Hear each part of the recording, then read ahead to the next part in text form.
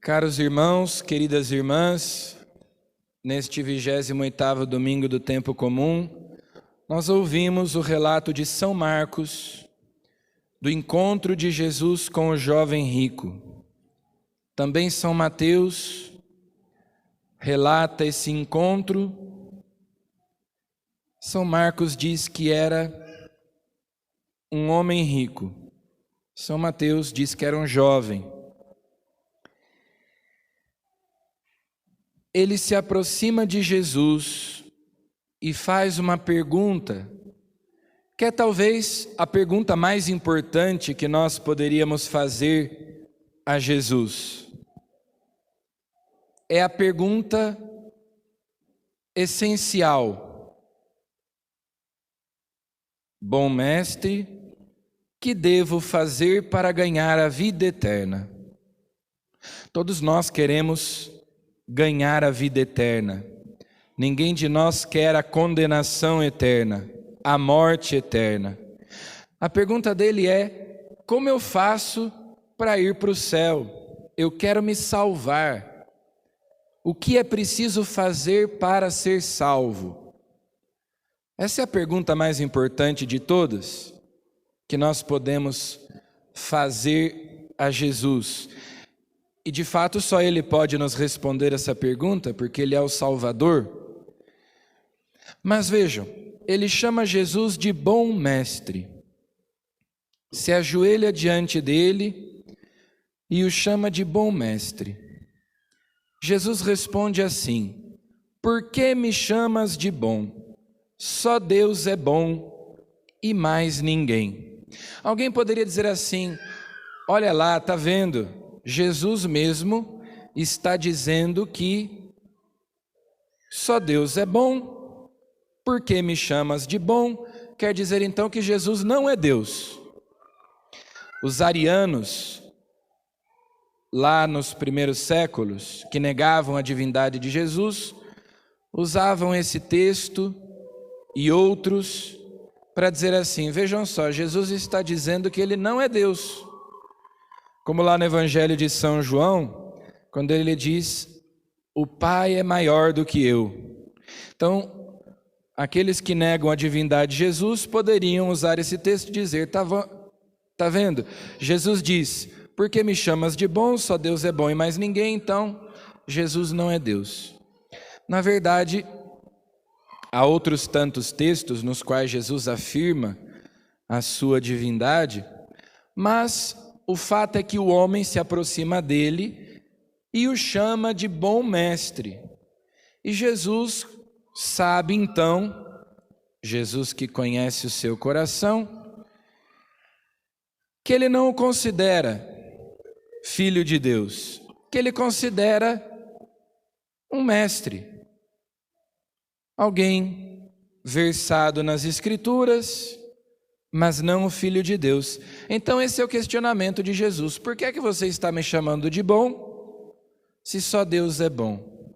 E você não crê que eu seja o Filho de Deus? Então Jesus o está corrigindo nesse sentido. Se você não crê que eu sou o Salvador, se você pensa que eu sou apenas um rabino, então você está equivocado. Tu conheces os mandamentos. E Jesus então agora cita os mandamentos da segunda tábua. São duas tábuas, né? A primeira tábua, primeiro, segundo e terceiro mandamentos. Mandamentos que se referem a Deus. Segunda tábua, os outros 7 mandamentos que se referem ao próximo. Amar a Deus e ao próximo. Nisto consiste a lei e os profetas. Então Jesus cita os mandamentos da segunda tábua: não matarás, não cometerás adultério, não roubarás, não levantarás falso testemunho, não prejudicarás ninguém, honra teu pai e tua mãe. Fora de ordem, mas cita os mandamentos ali da segunda tábua. Ama o teu próximo. Então vejam, A pergunta dele é: o que eu devo fazer para me salvar? A resposta de Jesus é: não peque, não cometa pecado mortal, cumpra os mandamentos e você será salvo. Ele respondeu: mestre, tudo isso tenho observado desde a minha juventude. Então aquele jovem responde para Jesus: eu tenho cumprido os mandamentos de Deus, eu tenho evitado cometer pecados mortais, pecados graves, isso eu já tenho feito. Daí São Marcos diz algo que não aparece lá no Evangelho de São Mateus. Ele diz que Jesus olhou para ele com amor. Jesus o amou. Então Jesus faz um desafio, Jesus faz um convite para ele. Só uma coisa te falta. Lá no Evangelho de São Mateus ele diz assim: se queres ser perfeito, vai, vende tudo o que tens e dá aos pobres, e terás um tesouro no céu. Depois vem e segue-me. Jesus faz um convite, um chamado, para que esse jovem o siga mais de perto. Nós poderíamos dizer assim, que Jesus, hoje em dia, nós diríamos, Jesus o chama para a vida religiosa, a vida consagrada, para viver uma vida de pobreza, castidade e obediência. Jesus tinha outros discípulos que eram ricos. Zaqueu, por exemplo, era rico, e Jesus não pediu que ele vendesse tudo, desse aos pobres e o seguisse. O próprio Zaqueu se dispôs a dar metade dos seus bens para os pobres, e se tivesse defraudado alguém, restituiria. Mas Jesus não pede que ele venda tudo, dê aos pobres e o siga. Nicodemos, José de Arimateia, eram pessoas importantes, ricas. Então, nós estamos diante de uma vocação específica, mas lá no Evangelho de Mateus, como eu disse, Jesus diz: se queres ser perfeito. Então, Jesus convida ele a dar um passo além, porque a pergunta dele é: o que eu devo fazer para me salvar? Mas agora Jesus quer indicar para ele o caminho da perfeição, da santidade, porque uma coisa é ser salvo, outra coisa é ser santo. Muita gente hoje pensa que ser santo é não pecar. Se eu não cometo nenhum pecado grave, então eu sou santo. Não. Não cometer pecado grave, quem não comete pecado grave está na estaca zero. Está zerado. Não tem débito, mas também não tem crédito. A santidade se constrói a partir daí, da minha generosidade com Deus, amar a Deus. Isso é ser santo.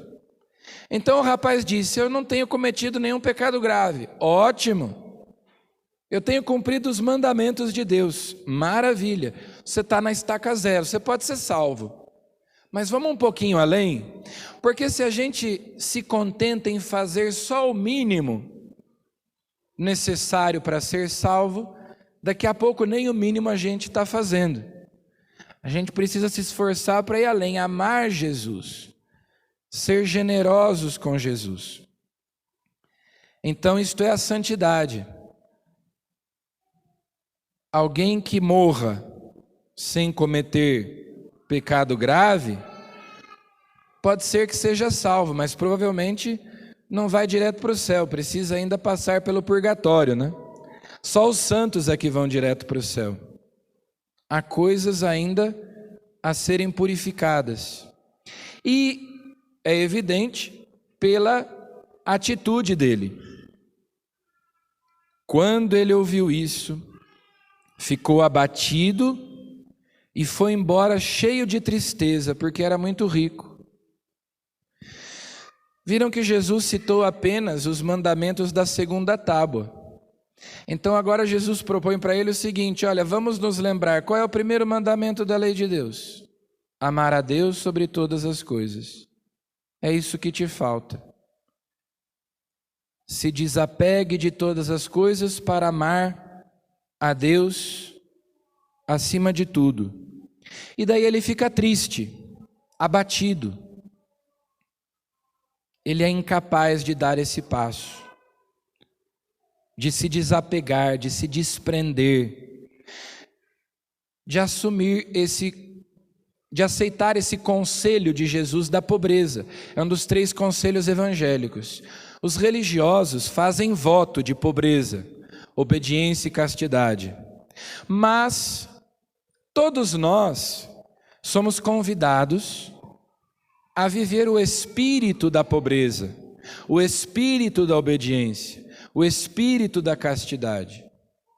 Então os religiosos não podem ter bens em seu nome, os religiosos são celibatários, não se casam, obedecem aos seus superiores, mas todos os leigos, todos os batizados, são também chamados a viver espiritualmente esses conselhos. Não são mandamentos, não são coisas necessárias para a salvação, mas para que nós nos santifiquemos.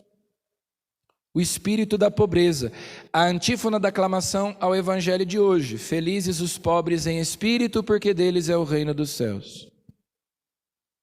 Na segunda-feira passada nós celebramos São Francisco de Assis. São Francisco de Assis é o jovem rico que deu certo, né? É o jovem rico que ouviu o apelo de Jesus e fez o contrário desse do evangelho de hoje. Vendeu tudo, deu aos pobres para ter um tesouro no céu e seguiu Jesus. E como São Francisco de Assis, tantos e tantos outros, durante 2000 anos de história da igreja, tantos santos que nós conhecemos também, que eram ricos, abastados e fizeram isso, venderam tudo, deram aos pobres, seguiram Jesus, na pobreza, obediência e castidade. O jovem vai embora triste, frustrado, abatido, porque ele não tinha sido capaz de dar esse passo. Ele não era livre. Ele estava amarrado, preso aos seus bens, às suas riquezas. Ele amava as suas riquezas mais do que a Deus. Ele cumpria os mandamentos, mas ele não amava a Deus sobre todas as coisas. Ele fazia o mínimo. Então Jesus faz essa observação, né, que deixa os discípulos assustados.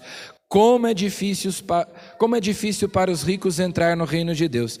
Daí alguém poderia dizer assim: bom, então para nós está tranquilo, né? Porque se é difícil para os ricos, aqui ninguém é rico. Então está mais fácil para nós entrarmos no céu. Mas o rico não é necessariamente aquele que tem muitas riquezas, mas é aquele que está apegado ao pouco que tem. Santa Teresinha do Menino Jesus tinha 4 irmãs. Nós celebramos dia 1º, né? Santa Teresinha. Ela tinha 4 irmãs.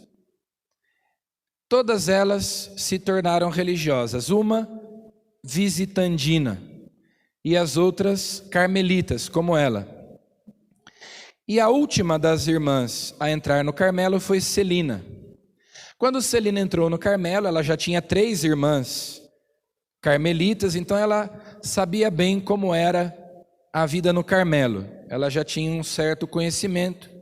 E as carmelitas usam véu, como boa parte das religiosas, né? E prendem com um alfinete o véu.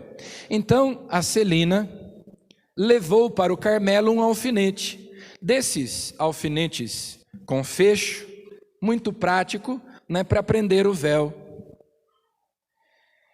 E certo dia, então, Teresinha já era mestra de noviças. Então, ela também acompanhava a Celina. E certo dia uma irmã viu aquele alfinete e disse para Celina, que se chamava Irmã Genoveva: Irmã Genoveva, mas que maravilha esse alfinete! Nossa, mas como é prático, seria tão útil para mim, você não me dá esse alfinete? Aí a Celina, muito contrariada, né, deu o alfinete para ela e depois foi reclamar com a Terezinha. Disse, que desaforada aquela irmã, vai ser muito útil para mim, mas era útil para mim também, agora eu fiquei sem, ela tem o alfinete. Não era nem para ter pedido, que cara de pau. Aí Santa Terezinha disse para ela, Celina, como você é rica, você nunca será feliz. A riqueza da Celina era um alfinete.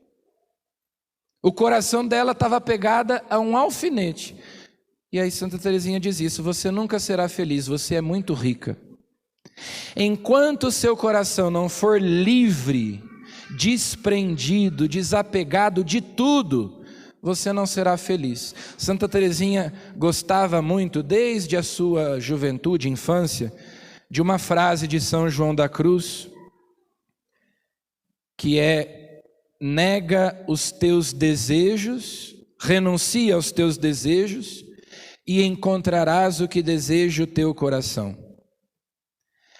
Então, o espírito da pobreza independe de ter mais ou menos dinheiro na conta bancária, mas consiste nesse desapego. A pobreza evangélica é esse desprendimento, essa simplicidade, essa humildade, porque como Jesus nos ensina, onde estiver o teu tesouro, lá estará o teu coração.